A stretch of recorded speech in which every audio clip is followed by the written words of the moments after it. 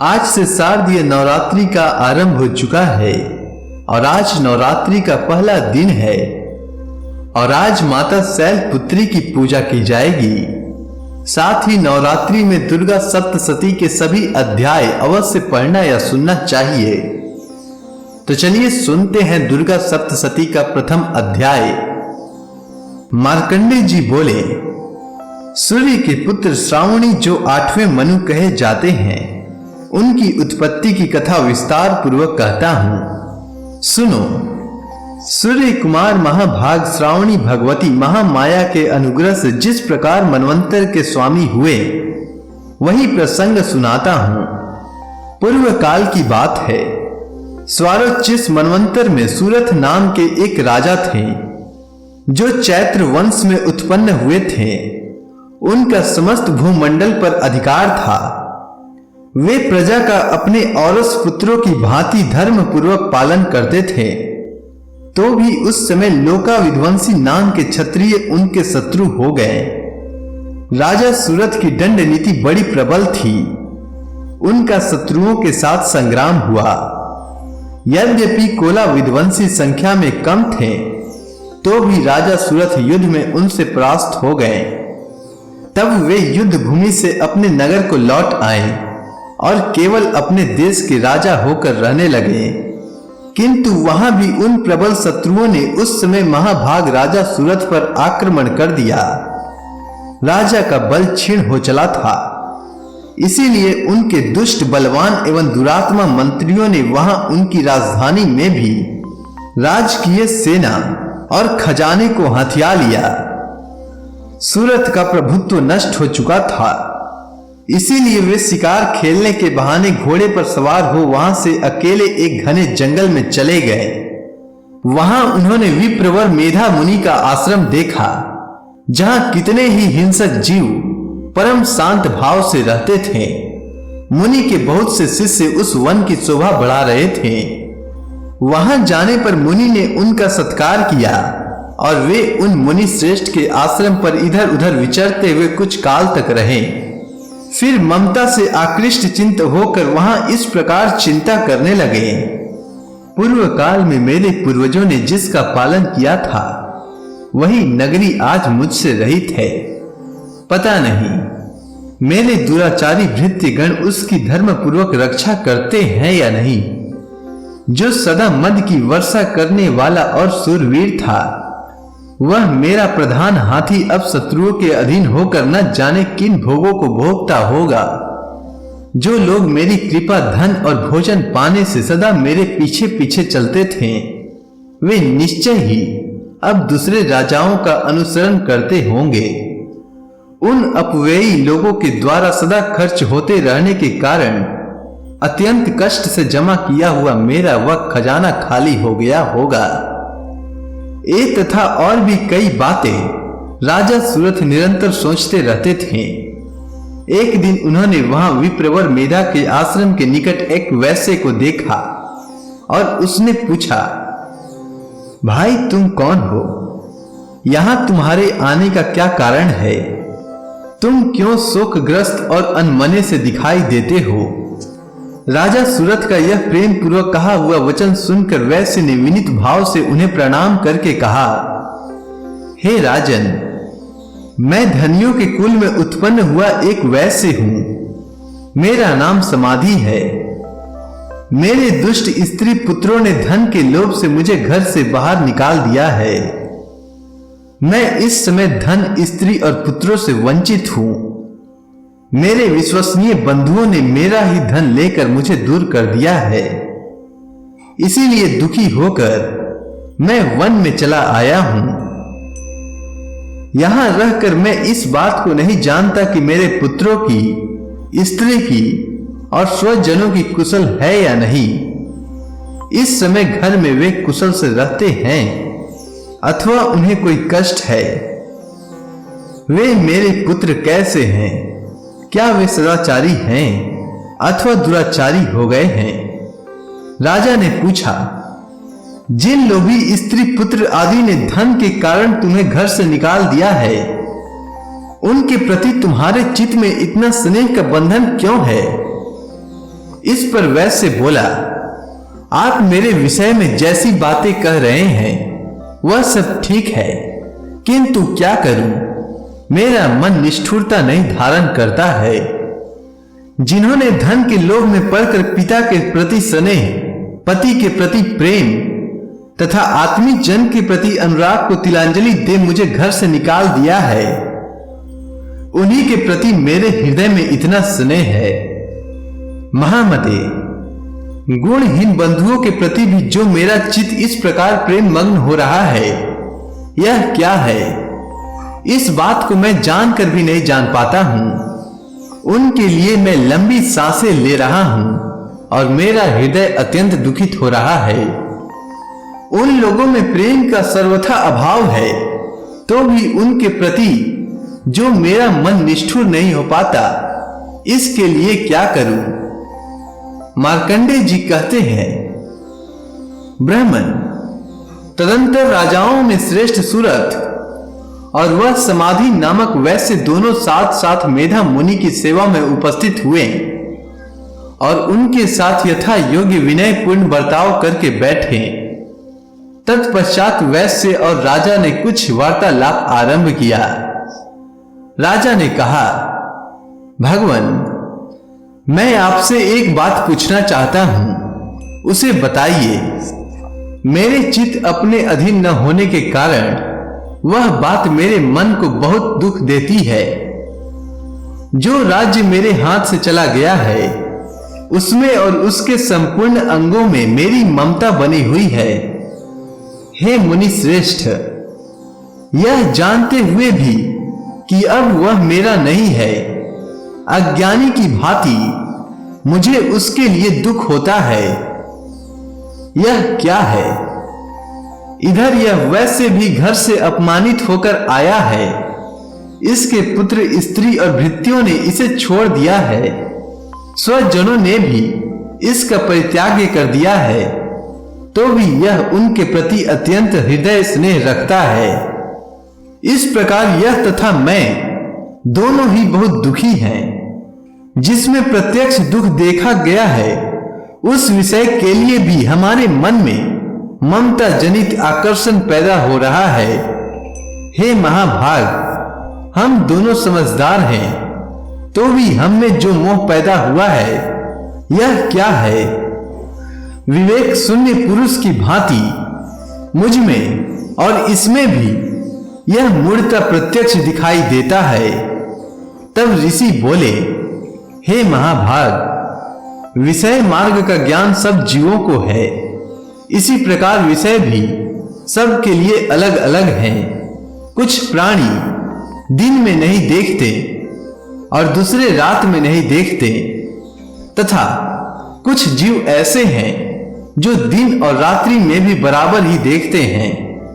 यह ठीक है कि मनुष्य समझदार होते हैं, किंतु केवल वे ही ऐसे नहीं होते। पशु, पक्षी और मृग आदि सभी प्राणी समझदार होते हैं। मनुष्यों की समझ भी वैसे ही होती है जैसी उन मृग और पक्षियों की होती है। यह तथा अन्य बातें भी प्रायः दोनों में समान ही है। समझ होने पर भी इन पक्षियों को तो देखो, इस स्वयं भूख से पीड़ित होते हुए भी मोहवश बच्चों की चोंच में कितने चाव से अन्न के दाने डालते रहते हैं। हे नर श्रेष्ठ, क्या तुम नहीं देखते कि ये मनुष्य समझदार होते हुए भी लोभवश अपने किए हुए उपकार का बदला पाने के लिए पुत्रों की अभिलाषा करते हैं? यद्यपि उन सब में भी समझदारी की कमी नहीं है, तथापि संसार की स्थिति बनाए रखने वाले महामाया के प्रभाव द्वारा ममतामय भंवर से युक्त मोह के गहरे गर्त में गिराए गए हैं। इसीलिए इसमें आश्चर्य नहीं करना चाहिए। जगदीश्वर भगवान विष्णु की योग निद्रा रूपा जो भगवती महामाया हैं, उन्हीं से यह जगत मोहित हो रहा है। वे भगवती महामाया देवी ज्ञानियों के भी चित्त को बलपूर्वक खींचकर मोह में डाल देती है। वे ही इस संपूर्ण चराचर जगत की सृष्टि करती है, तथा वे ही प्रसन्न होने पर मनुष्यों को मुक्ति के लिए वरदान देती हैं। वे ही परम विद्या, संसार बंधन और मोक्ष की हेतु भूता सनातनी देवी तथा संपूर्ण ईश्वरों की भी अधीश्वरी है। राजा ने पूछा, हे भगवान, जिन्हें आप महामाया कहते हैं, वे देवी कौन हैं? ब्राह्मण, उनका आविर्भाव कैसे हुआ तथा उनके चरित्र कौन कौन हैं? ब्रह्मवेताओं में श्रेष्ठ महर्षि उन देवी का जैसा प्रभाव हो, जैसा स्वरूप हो और जिस प्रकार प्रादुर्भाव हुआ हो, वह सब मैं आपके मुख से सुनना चाहता हूं। ऋषि बोले, हे राजन, वास्तव में तो वे देवी नित्य स्वरूपा ही हैं। संपूर्ण जगत उन्हीं का रूप है तथा उन्होंने समस्त विश्व को व्याप्त कर रखा है। तथापि उनका प्राकट्य अनेक प्रकार से होता है। वह मुझसे सुनो, यद्यपि वे नित्य और अजन्मा हैं, तथापि जब देवताओं का कार्य सिद्ध करने के लिए प्रकट होती हैं, उस समय लोक में उत्पन्न हुई कहलाती हैं।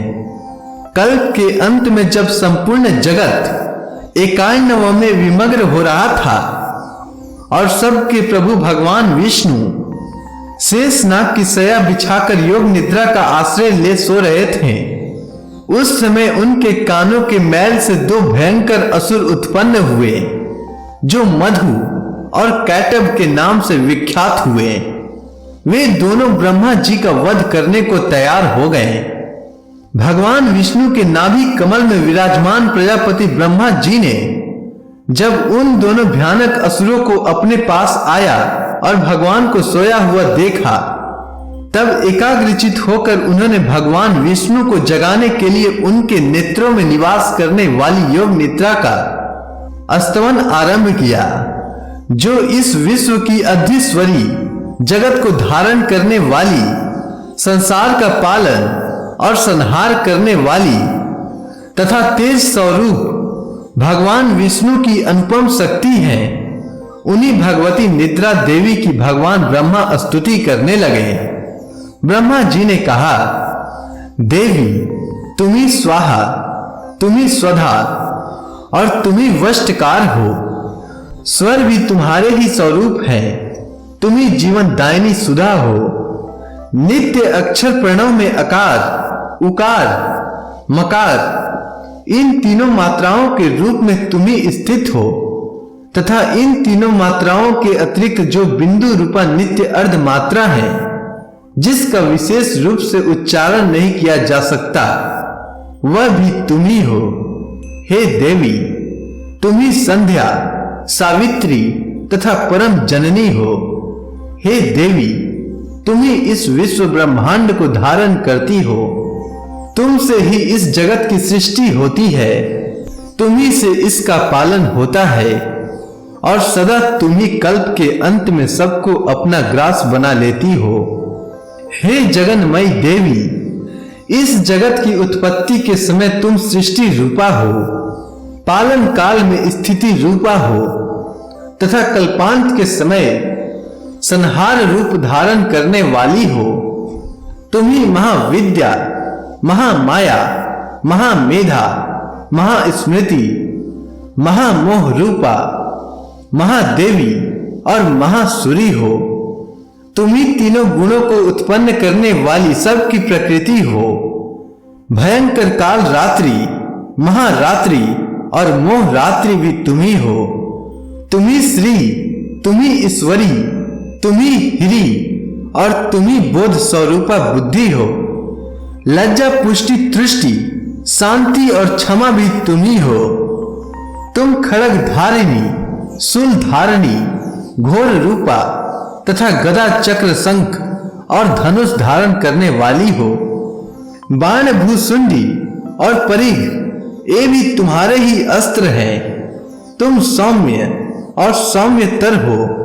इतना ही नहीं, जितने भी सौम्य एवं सुंदर पदार्थ हैं, उन सब की अपेक्षा तुम अत्यधिक सुंदरी हो। पर और अपर, सबसे परे रहने वाली परमेश्वरी भी तुम्ही हो।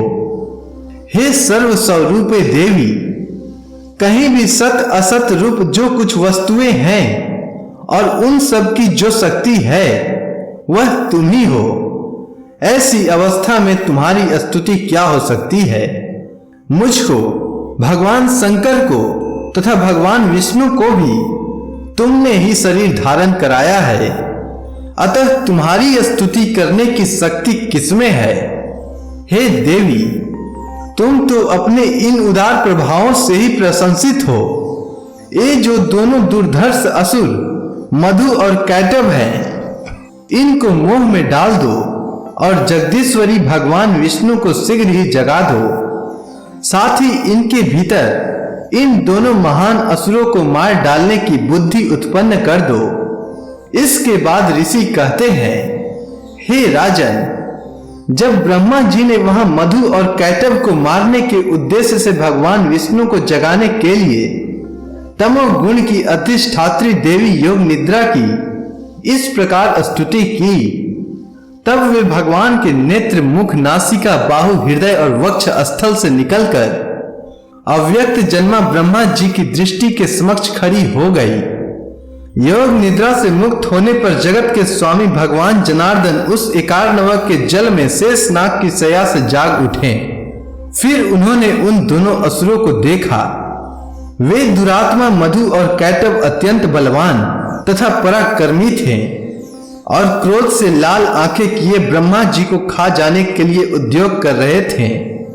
तब भगवान श्री हरि ने उठकर उन दोनों के साथ 5000 वर्षों तक केवल बाहु युद्ध किया। वे दोनों भी अत्यंत बल के कारण उन्मत्त हो रहे थे। इधर महामाया ने भी उन्हें मोह में डाल रखा था।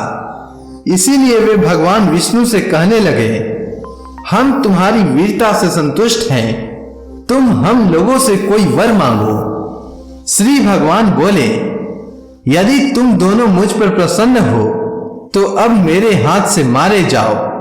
बस इतना सा ही मैंने वर मांगा है, यहां दूसरे किसी वर से क्या लेना है। इसके बाद ऋषि कहते हैं, इस प्रकार धोखे में आ जाने पर जब उन्होंने संपूर्ण जगत में जल ही जल देखा, तब कमल नयन भगवान से कहा, जहां पृथ्वी जल में डूबी हुई न हो, जहां सूखा स्थान हो, वहीं हमारा वध करो। इसके बाद ऋषि कहते हैं, तब तथा अस्तु कहकर शंख, चक्र और गदा धारण करने वाले भगवान ने उन दोनों के मस्तक अपनी जांघ पर रखकर चक्र से काट डाले। इस प्रकार एक देवी महामाया ब्रह्मा जी की स्तुति करने पर स्वयं प्रकट हुई थी। अब पुनः तुमसे उनके प्रभाव का वर्णन करता हूं, सुनो। इस प्रकार श्री मार्कंडे पुराण में सावर्णिक मनवंतर की कथा के अंतर्गत देवी महात्म्य में मधु कैटभ वध नामक पहला अध्याय पूरा हुआ। तो प्रेम से बोलिए मां दुर्गा की जय।